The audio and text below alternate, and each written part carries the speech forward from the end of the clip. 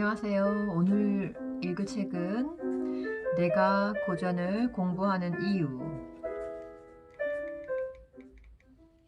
지은이는 조윤재, 출판사는 흐름출판사입니다. 삶의 저력은 오래된 지혜에서 나온다. 마흔까지는 고전을 공부하고 마흔 이후부터는 그 공부를 기반으로 살아간다.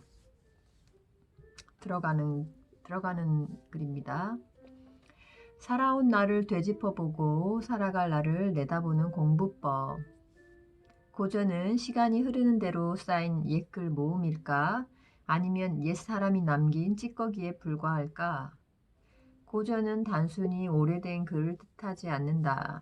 고전은 시대를 뛰어넘어 변함없이 가치 있는 옛사람들의 지혜다. 또 사람과 사람과의 관계, 말하는 법, 일하는 요령, 공부 잘하는 방법, 부자 되는 지혜 등 금쪽 같은 지식이 쌓여있는 보물창고다. 이 책은 고전의 세계에서 오늘날 우리에게 필요한 지혜와 깨달음을 얻을 수 있도록 도와준다. 백과전서, 철학서, 역사서, 병법서를 비롯한 50여 권의 고전에서 뽑은 다양한 명문장을 통해 옛사람들이 남긴 지식과 깨달음을 공부할 수 있다. 옛글 읽는 재미를 알고 싶거나 문제 해결의 방법을 찾거나 고전 속에서는 매번 원하는 것을 얻게 될 것이다. 소제목, 천성을 이기는 습관의 힘. 타고난 본성은 서로 비슷하지만 습관에 따라 서로 멀어진다. 논어의 양화. 좋은 습관을 선택하라.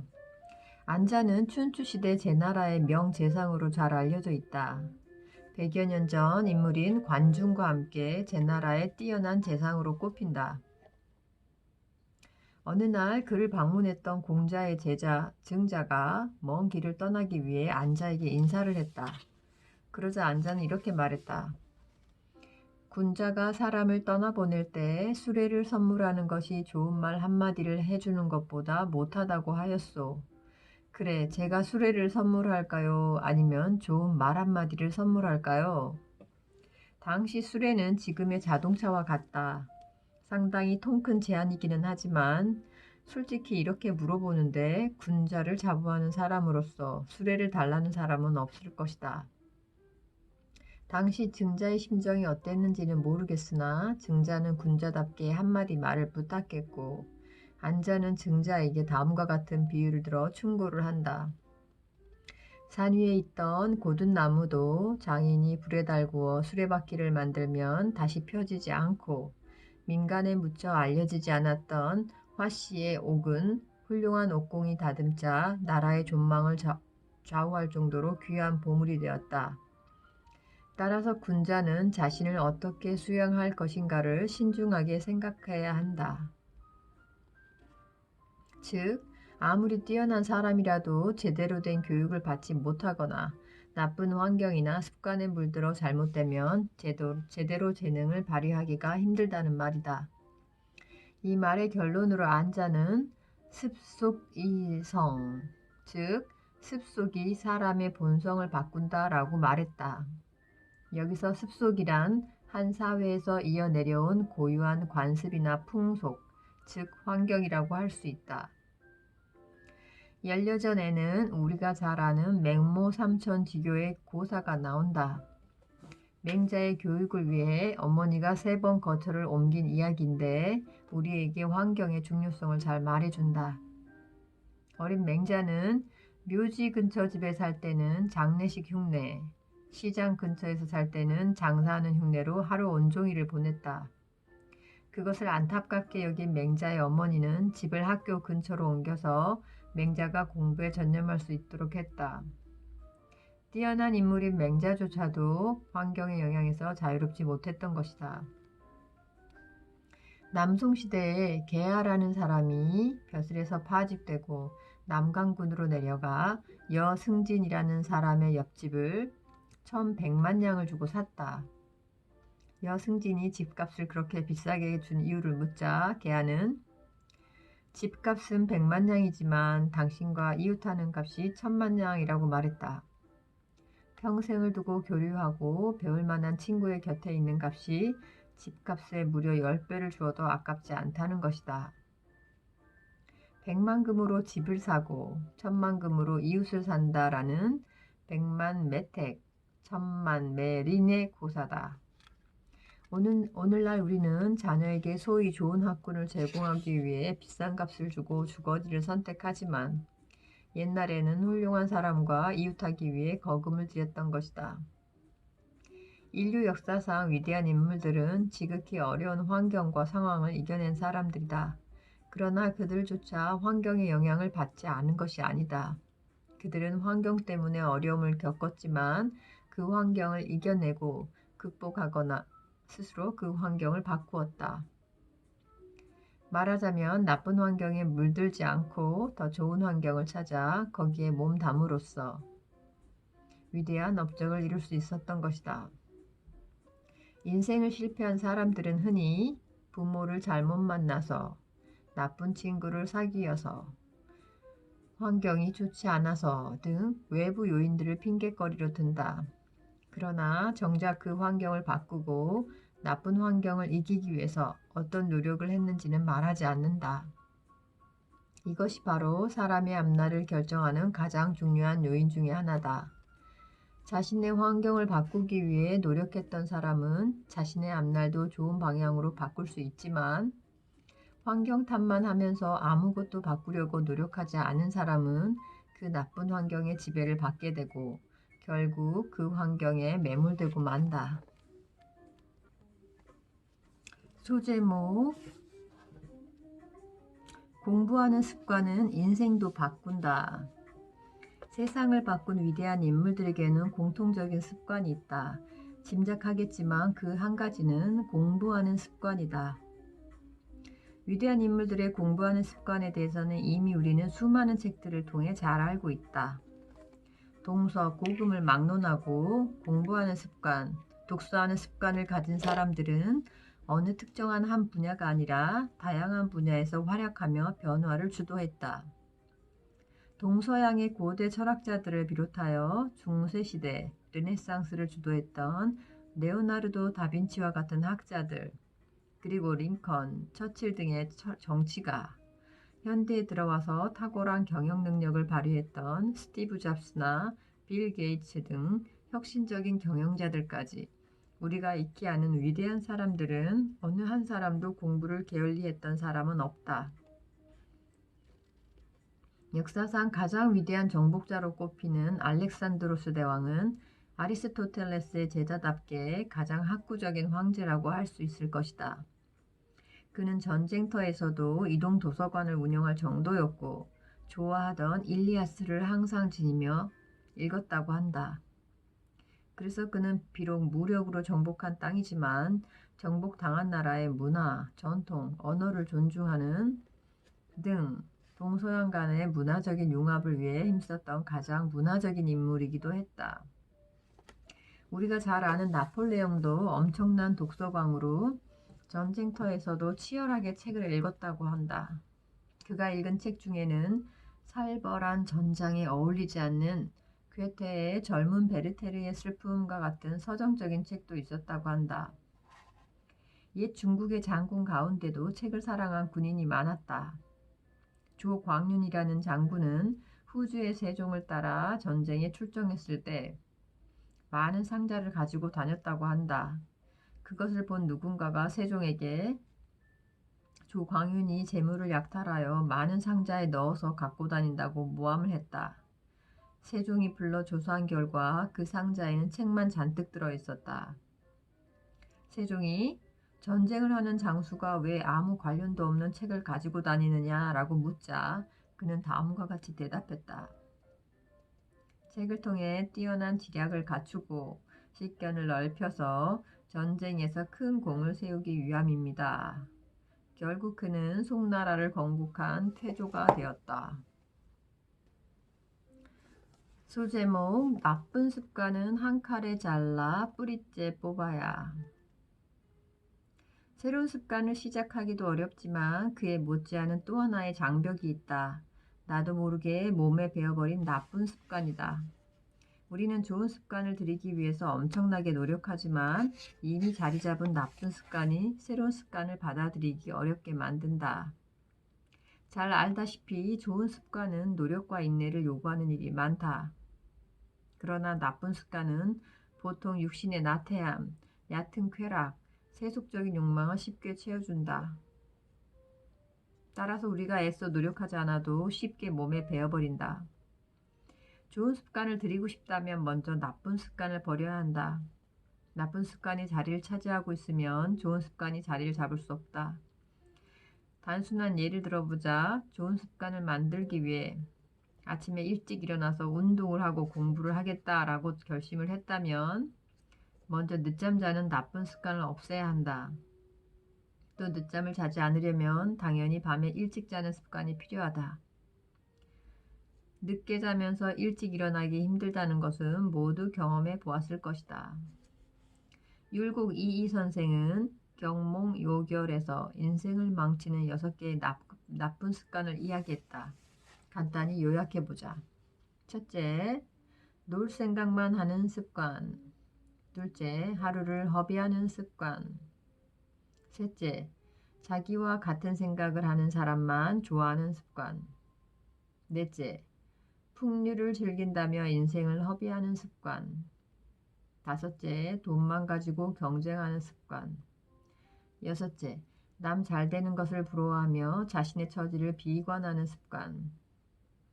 이이 선생은 이 6가지 나쁜 습관을 잘라내고 버려야 새롭게 나를 혁신할 수 있다고 하면서 그 방법을 일러준다. 한 칼에 잘라버리듯이 뿌리째 뽑아야 한다. 나쁜 습관은 조금씩이 아니라 단번에 버려야 한다. 내일부터 이번만 하고 하며 차일피일 미루면 나쁜 습관을 잘라내고 그 빈자리를 좋은 습관으로 채우기는 점점 어려워진다. 흔히 습관이란 어떤 행위를 오랫동안 되풀이하는 과정에서 저절로 익혀진 행동 방식으로 규정한다. 즉, 계속 반복함으로써 별다른 노력 없이 무의식적으로 계속할 수 있는 행동이라는 것이다. 그러나 습관에는 그것보다 더 깊은 의미가 있다. 그것은 습관을 통해 그 사람의 가치관과 삶의 의미가 드러난다는 것이다. 한 사람이 살아가는 모습을 보면 어느 정도 그 사람의 미래를 짐작할 수 있다. 심지어 그 사람이 성공할 것인지 아니면 실패할 것인지도 충분히 예측할 수 있다. 그것을 드러내주는 것이 바로 그 사람이 무의식 중에 하는 습관이다. 결국 습관이란 한 사람의 인생관, 가치관, 자존감, 그리고 이 모두를 집약한 인격을 나타내는 것이다. 우리 각자가 부모에게서 태어났다는 사실은 아무리 노력해도 바꿀 수 없지만 부모에게 물려받은 천성은 바꿀 수 있다. 바로 습관을 통해서다. 올바른 습관을 들이고 주변을 좋은 것들로 채우고 좋은 친구를 찾아 교류하는 노력을 한다면 우리는 천성을 바꿀 수 있다. 결국 인생의 성공은 우리가 어떤 습관을 들이고 어떤 노력을 했는가에 따라 달려있다. 러시아의 대문호 도스토옙스키는 습관이란 인간으로 하여금 그 어떤 일도 할 수 있게 만들어준다 라고 했고, 우리가 잘 아는 빌 게이츠도 인생과 비즈니스에서 승리하는 가장 좋은 무기는 좋은 습관이다 라고 말했다.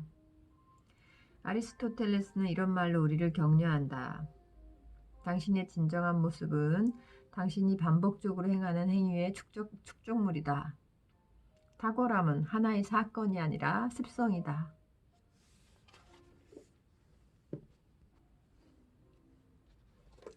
소제목, 지나간 역사는 미래를 예측하는 힘. 오늘 일을 잘 모르면 옛날을 비추어 보고 미래를 알지 못하면 과거를 살펴보라. 사기의 중리제자열전에 나오는 이야기다. 공자가 세상을 떠난 뒤에도 스승을 사모하는 마음이 컸던 제자들은 같은 제자 중에 공자와 모습이 많이 닮은 유약을 스승으로 삼아 가르침을 받았다. 어느 날 한 제자가 유약에게 물었다. 옛날에 스승님께서 외출하실 때 날이 맑은데도 나에게 우비를 준비하라고 하셨습니다. 그런데 과연 비가 내리기 시작했습니다. 어떻게 아셨는지 제가 묻자 스승님께서 시경에서 말하길 달이 필이라는 별에 걸려 있으면 큰 비가 온다고 하지 않았느냐라고 말씀하셨습니다. 그 뒤 제가 살펴보니 달이 필에 걸려 있어도 비가 오지 않을 때도 있었습니다. 그리고 상구라는 사람이 나이가 많은데도 아이를 낳지 못해 어머니의 뜻에 따라 아내를 또 한 사람 맞으려고 했습니다. 때마침 스승님이 그를 제 나라로 심부름을 보내려고 하자 그의 어머니가 사정을 말하며 다른 사람 보내기를 청했습니다. 그때 스승님께서는 염려하지 마십시오. 아드님은 40살이 넘은 후 아들을 5이나 둘 것입니다. 라고 말씀하셨습니다. 후에 상구는 과연 아들을 5명이나 낳았습니다. 스승님은 어떻게 앞날을 볼 수 있었을까요? 유약이 대답을 못하자 제자들은 물러나 주십시오. 당신은 그 스승의 자리에 앉을 자격이 없습니다. 라고 말했다. 실력이 뒷받침하지 않는 겉모습만으로는 스승의 자리에 앉을 수 없다는 것이다. 이야기에서 보듯이 공자는 일상생활에서 날씨를 예측하는 것에서부터 한 사람의 미래를 읽는 예언에 이르기까지 광범위한 예측 능력을 가지고 있었다. 그만큼 철학적으로 완성된 사람의 앞날을 읽는 능력은 우리와 같은 보통 사람이 알기는 어려운 것이다. 공자가 특별히 예언 능력을 얻기 위해 어떤 공부를 하고 누구에게 전수받았다는 사실은 밝혀져 있지 않지만 흔히 미래를 점치는 고전으로 잘 알려진 주역을 공자가 좋아했다는 사실은 우리가 잘 알고 있다. 바로 위편 3절이라는 고사인데 공자가 주역을 좋아하여 책을 묶는 가죽끈이 3번이나 끊어질 정도로 읽었다라는 이야기가 바로 그것이다.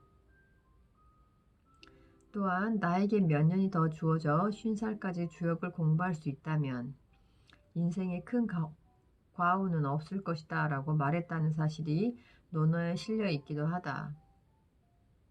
이처럼 공자의 주역사랑은 특별해 보인다. 실제로 공자는 주역의 해설을 덧붙이기도 했으니 말이다. 물론 공자의 예측 능력이 단순히 주역에서 얻은 것은 아닐 것이다. 깊이를 알 수 없을 정도의 철학적 깊이와 평생을 두고 닦아온 도의 힘이 겉으로 드러나지 않는 표면 아래의 진실을 볼 수 있는 능력으로 나타났을 것이다.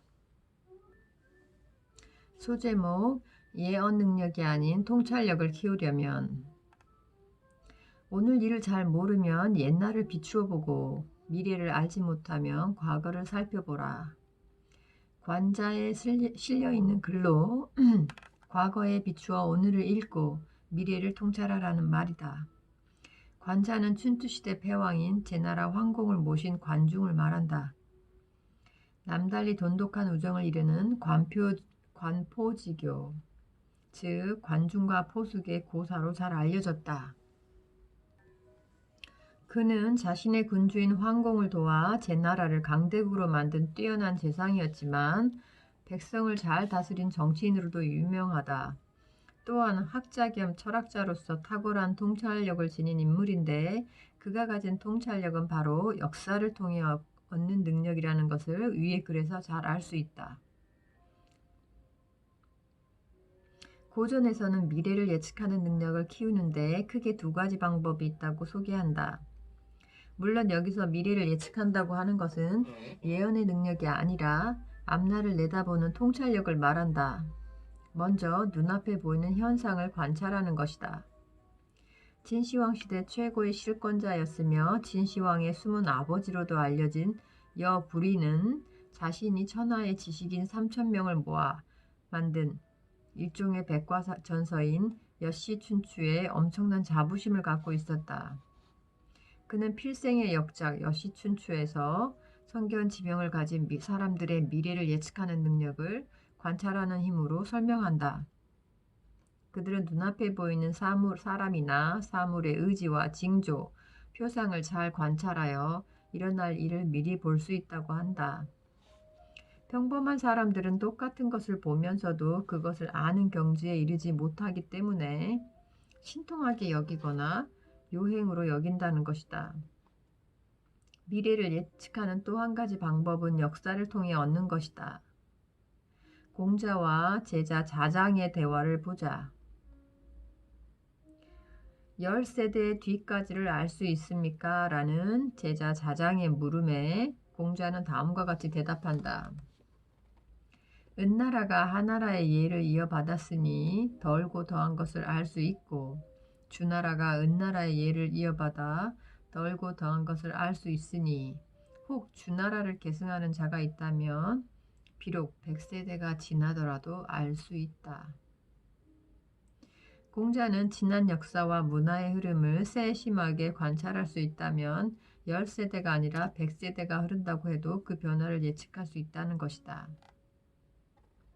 명심보감에는 미래를 알고 싶다면 먼저 지나간 과거를 살펴보라 라는 말과 함께 옛 일을 거울 삼아 오늘 일을 본다면 풀지 못할 어려울 일이 없다라고 실려 있다. 또 공자의 말을 빌려 밝은 거울은 얼굴을 살펴보는 수단이고 지난 일은 오늘을 아는 수단이다 라고도 한다. 이와 같이 많은 고전들이 미래는 과거를 통해 알 수 있다고 말한다. 미래를 아는 특별한 방법이 있는 것이 아니라 지나온 과거의 흐름과 변화를 세심히 관찰함으로써 미래가 어떻게 전개될지 알 수 있다는 것이다.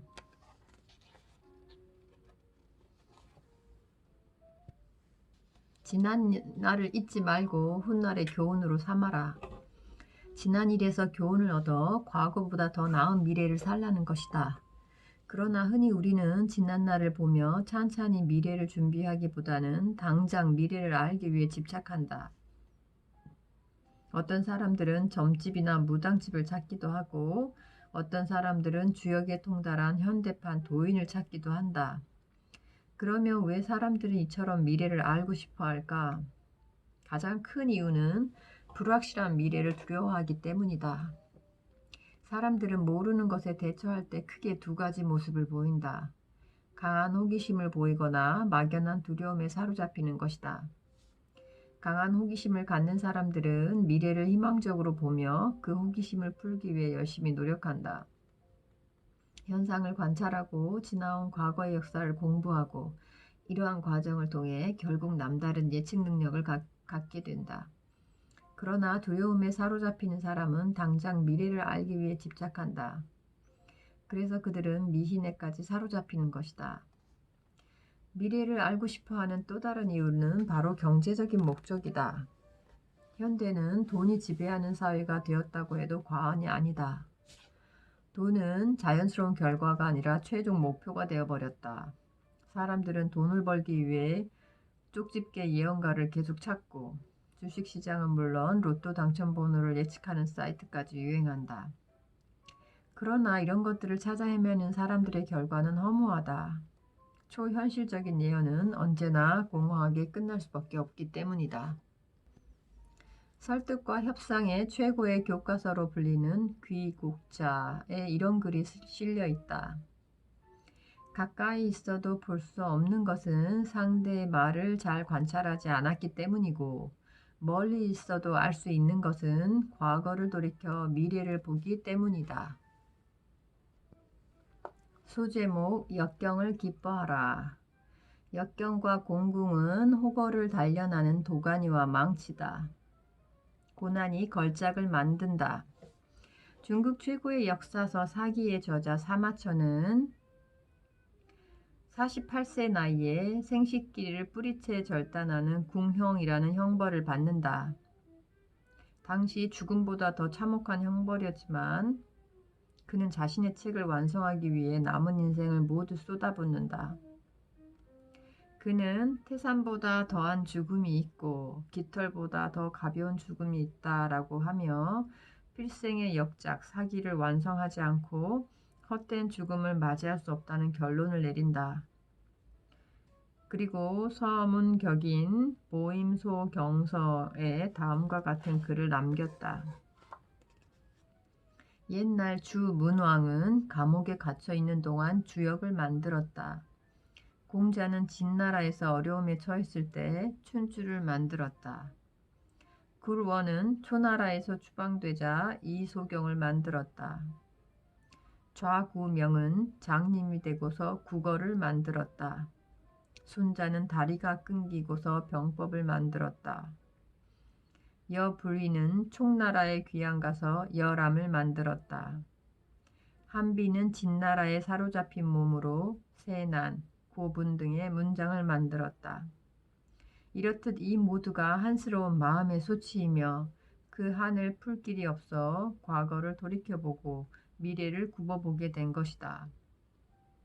사마천은 험난한 인생의 역경에서 역사에 남을 명작들을 남긴 사람들을 거론하면서 자신도 감당키 어려운 고초 속에서 책을 만들었음을 보여준다.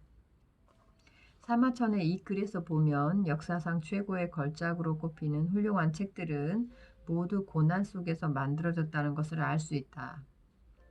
그러나 꼭 책이 아니라도 인류 역사의 획을 그은 사람들은 어떤 분야에 있던 혹독한 역경의 과정을 거친 사람들이다. 훌륭한 인물이 되기 위해 일부러 고난을 겪을 필요는 없겠지만 고난은 더 위대한 것을 이루게 하는 축복도 될 수 있다는 것을 우리는 그들의 삶을 통해 알 수 있다. 젊어서 고생은 사서도 한다라는 말을 거론하지 않더라도 수많은 현인들은 모두 고난은 하나의 축복이라고 자신의 삶을 통해 증명하는 것이다. 앞서 사마천이 언급했던 손빈과 한빈은 모두 동문수학했던 친구의 모함에 빠져 고난을 겪었다. 고난의 등급이 있지는 않겠지만 아마 믿었던 친구의 배신으로 나락에 떨어지는 것은 가장 고통스러운 고난 중에 하나일 것이다. 손빈은 소진과 장의의 스승이기도 했던 귀국 선생의 밑에서 방현과 함께 병법을 공부했다. 방현은 먼저 위나라로 가서 장군으로 출세했지만 손빈에 대한 질투심에 사로잡혀 있었다. 한편으로는 손빈이 세상에 나와 적이 되면 자기 앞날을 가로막을 것이라는 두려움도 있었을 것이다. 결국 방현은 손빈을 불러들인 다음 첩자로 모함하여 무릎 아래를 자르고 얼굴에 먹을 새기는 형벌을 받게 함으로써 폐인을 만든다. 방현이 손빈을 죽이지 않은 것은 손빈의 머릿속에 있는 병법을 빼내기 위한 책략이었고 이를 눈치챈 손빈은 미친 척하며 탈출할 길을 모색한다. 결국 제나라 사신의 도움으로 탈출한 손빈은 제나라의 군사가 되었고 위나라의 대장군이 된 방현과 치열하게 격돌해 결국 방현을 죽이고 중국 최고의 병법가의 한 사람으로 이름을 떨치게 된다. 한비는 순자의 밑에서 동문수학했던 진나라 재상 이사의 모함으로 진나라의 감옥에 갇혀 있다가 음독 자살을 강요당하게 된다. 진시황은 한비가 쓴 고분과 오두를 보고 이 책을 쓴 사람을 만날 수만 있다면 죽어도 한이 없겠다라는 극찬을 했지만 어렵게 데려온 한비를 죽이고 말았다. 그러나 한비는 그 고난 속에서도 법과 사상을 집대성한 한비자를 남겨 오늘날까지 이름을 떨칠 수 있었다. 공자도 단지 춘추를 만들 때만 고난에 처했던 것이 아니라 평생을 고난 속에서 살았다고 해도 과언이 아니다. 이러한 고난을 바탕으로 가장 깊이 있는 철학이면서 오늘날까지 우리에게 소중한 가르침과 지혜를 주는 학문을 완성할 수 있었다. 맹자가 한 아래의 말을 보면 시대와 분야가 다른 많은 사람들이 고난을 통해 어떻게 성장했고 더 큰 성공을 거두었는지를 잘 알 수 있다. 하늘이 장차 그 사람에게 큰 사명을 내리려 할 때는 먼저 그의 심지를 괴롭게 하고 뼈와 힘줄을 힘들게 하며 육체를 굶주리게 하고 그에게 아무것도 없게 하여 그가 행하고자 하는 바와 어긋나게 한다. 마음을 격동시켜 성질을 참게 함으로써 그가 할 수 없었던 일을 더 많이 할 수 있게 하기 위함이다. 소제목 어떻게 고난에 맞설 것인가. 1997년 미국의 커뮤니케이션 이론가 폴 스톨츠는 IQ와 EQ보다는 AQ가 성공을 결정하는 가장 핵심적인 요소라고 말했다. 우리는 IQ와 EQ의 중요성은 잘 알고 있었지만 AQ, 즉 역경지수는 잘 알지 못했다. 동서고금의 수많은 위인들은 모두 높은 역경지수를 갖고 있음을 우리는 그들의 삶을 통해 잘 알 수 있다. 물론 역경은 위인뿐 아니라 평범한 모든 사람들에게 보편적으로 주어진다. 평생을 순탄하게만 사는 경우는 그리 흔치 않다. 아니, 없다고 해도 과언이 아닐 것이다. 우리 주위를 둘러볼 때 유독 아무 걱정 없이 평탄한 삶을 사는 사람을 보면 우리는 부러워한다. 그러나 그 사람의 삶에 들어가 보면 대부분 우리가 알지 못하는 어려움을 마음에 간직하고 있는 경우가 많다. 이렇게 보면 크고 작은 어려움을 겪고 그것을 극복해 나가는 과정이 인생이라고 해도 과언이 아닐 것이다. 역경지수란 또 다른 말로 하면 복원력이라고 할 수 있는데, 한마디로 정의하면 역경을 이겨내고 스스로 제도약을 이루어내는 능력이라고 할 수 있다. 역경을 이기고 위대한 일을 이룬 사람들을 살펴보면 우리는 크게 두 가지 모습을 볼 수 있다. 먼저 역경이 닥쳐왔을 때 그것을 기회로 삼는 담대한 마음가짐이다. 다산 정약용은 조선 후기 대표적인 실학자로 정조와 함께 담대하게 개혁을 추진했던 인물이다. 그러나 그는 정조 사후 정치적 희생양이 되어 귀향길에 오르게 된다. 어린 시절 천재로 인정받아 20대 초반부터 관직에 진출했고 왕의 총애를 받으며 승승장구하던 30대 후반의 그에게 닥친 고난이었다. 그러나 그는 좌절하지 않고 오히려 큰 기회로 삼아 대처했다. 어린 나이에 배움의 뜻을 두었지만 세상 일에 빠져 있다가 이제야 여가를 얻었다라고 할 만큼 담대하게 고난을 맞았다. 그는 18년간의 강진 유배 생활 중에 수많은 책을 썼다. 귀향을 하늘이 준 기회로 삼아 우리 학문의 든든한 뼈대를 만들어냈다. 만약 그 생에 귀향이라는 고난이 없었다면 우리나라 학문적 자랑거리인 500여 권에 달하는 여유당 전서도 없었을 것이고 그의 개인적인 삶도 단순히 조선 후기 정치가의 한 사람으로 남고 말았을 것이다. 역경을 대하는 두 번째 모습은 고난이 주는 고통을 남은 삶을 위한 밑거름으로 삼는 것이다. 일본에서 경영의 신으로 추앙받는 마쓰시타 전기의 창업자 마쓰시타 고노스케는 자신의 삶을 다음과 같이 이야기했다. 가난했기에 세상살이에 필요한 많은 경험을 할 수 있었다. 병약했기에 운동에 힘써 건강을 얻었다. 교육받지 못했기에 모든 사람을 스승으로 삼아 배움에 증진했다.